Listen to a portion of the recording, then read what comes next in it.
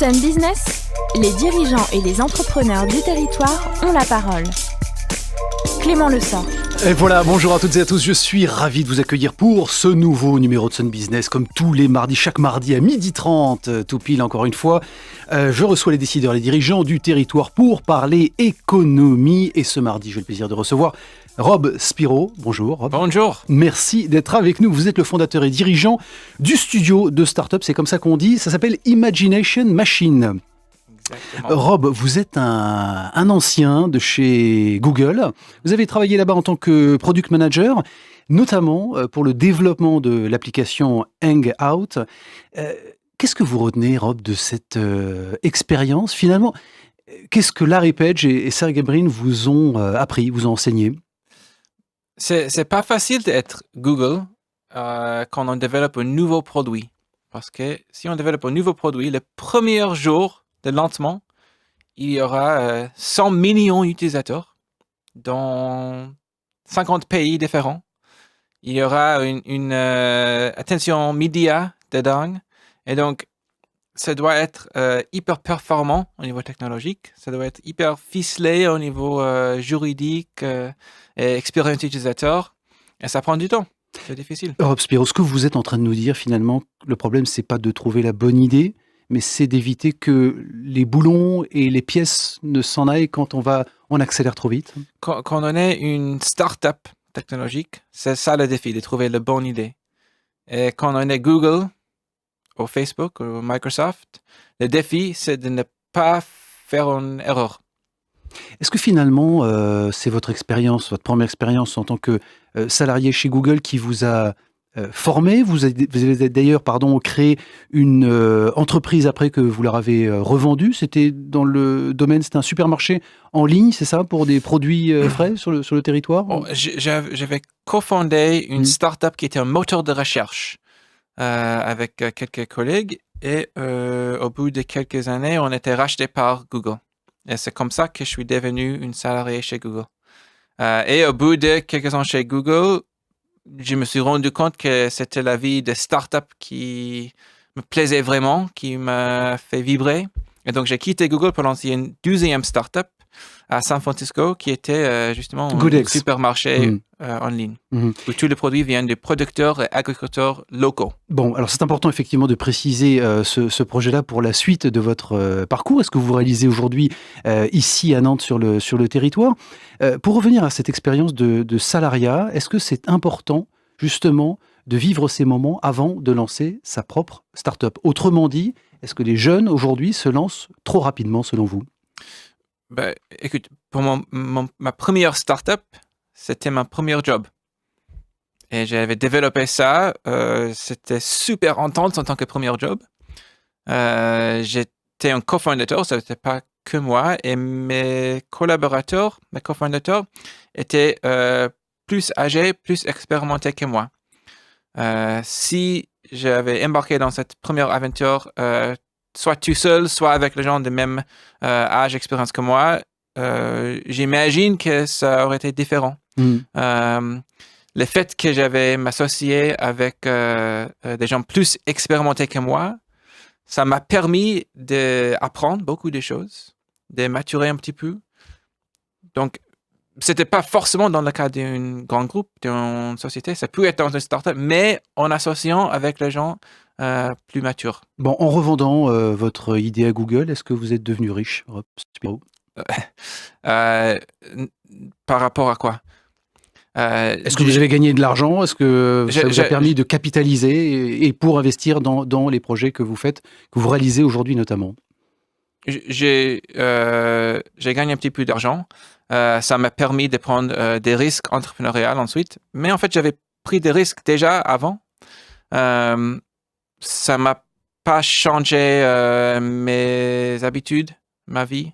Je suis quelqu'un qui j'ai pas envie, c'est pas mon objectif d'être riche dans la vie. Bon, ça vous a permis en tout cas de payer votre billet d'avion et de venir vous installer à Nantes pour créer Imagination Machine. Alors, ce qui est intéressant avec ce studio, comme vous dites, de start-up, installé donc à la cantine dans les nouveaux locaux de la cantine numérique rue Lanouet-Bras-de-Fer sur l'île de Nantes, pour être très précis, c'est que vous avez très rapidement abandonné la partie accélération du programme, en tout cas 2 programmes de création de start-up, pour devenir investisseur, directement investisseur dans des projets. Pourquoi ce changement de paradigme? Quand on a lancé Imagination Machine, avait réuni une cinquantaine des acteurs du territoire, des entrepreneurs, des PME, des UTI nantais dans le Pays de la Loire. Et on avait dit, OK, on va tester plusieurs choses. Première chose qu'on va tester, c'est un modèle d'accélération. Ça veut dire qu'il y a des startups qui existent. On va trouver les meilleures startups. On va faire un petit investissement et on va les accompagner. Qu'est-ce que ça veut dire, trouver les meilleures startups?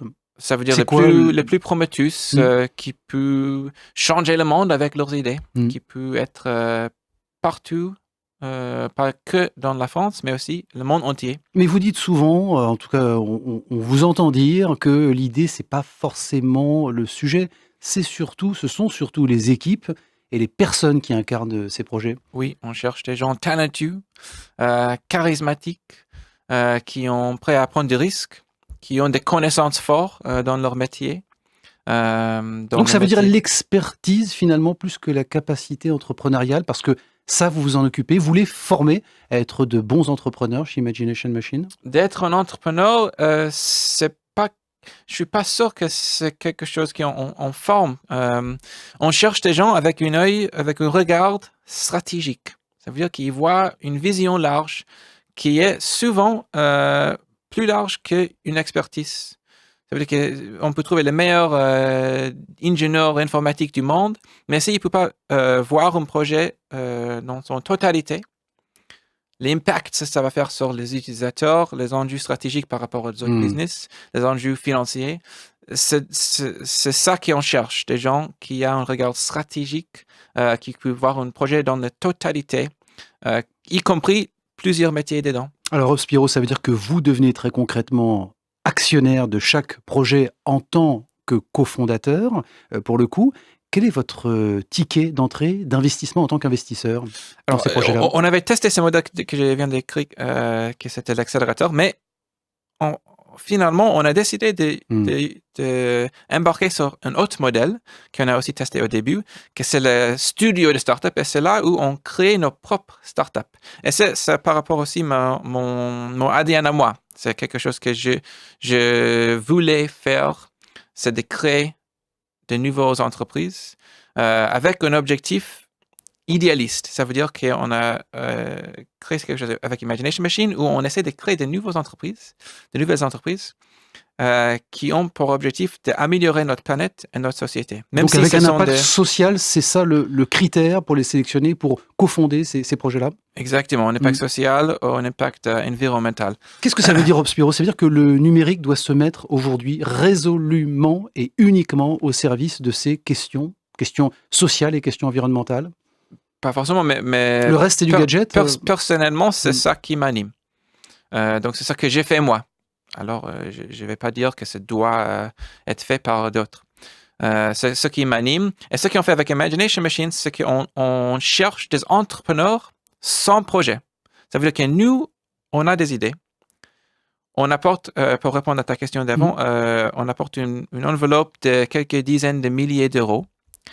Donc, on a une idée, on a un petit budget et on cherche des entrepreneurs, 2 ou 3 par projet, d'être associés avec nous. Et on essaie de lancer une nouvelle start-up ensemble. Donc, c'est ça qu'on cherche. C'est notre modèle, c'est un peu différent des autres modèles qui sont ici à droite à gauche. Rob Spiro, qu'est-ce qui manque à Nantes pour devenir une start-up nation comme à Tel Aviv, comme à Stockholm, comme à San Francisco, bien entendu? C'est le goût du risque, le manque d'investisseurs, justement, le manque de cash sur le territoire? À mon avis, on est déjà une petite startup nation ici. On n'a pas encore des grandes réussites. Ça veut dire une startup qui était rachetée ou qui était listée sur la bourse, même si on a des startups ici qui atteignent une taille assez importante. Mais on a plein de startups, on a plein d'innovations, on a des gens talentueux, on a des financements, donc on a tout ce qu'il faut. Est-ce que les mythes, pour terminer, est-ce que les mythes de la Silicon Valley, justement, celles et ceux qui ont réussi à la fin du XXe siècle, au début du XXIe, et je pense notamment aux créateurs de GAFA, et finalement peut-être le pire ennemi pour celles et ceux qui croient trop facilement qu'ils vont justement réussir sans passer par ces étapes, par cette maturité que vous évoquiez au début de notre entretien? Il y a maturité, il y a plein d'éléments et il y a aussi des éléments inconnus, c'est la chance, il faut être un peu chanceux. Les gens qui ont fait ça dans le Silicon Valley, qui ont réussi, bon, ils vont avoir un meilleur taux de réussite pour leur deuxième, leur troisième aventure parce qu'ils ont déjà du financement, du capital, de connaissances, ils ont vu l'histoire déjà. Rob Spiro, merci beaucoup. Merci beaucoup d'avoir été avec nous. Je rappelle que vous êtes le fondateur et dirigeant. Ça s'appelle The Imagination Machine. C'est ce studio de start-up situé sur l'île de Nantes. Merci d'avoir été avec nous dans nos studios.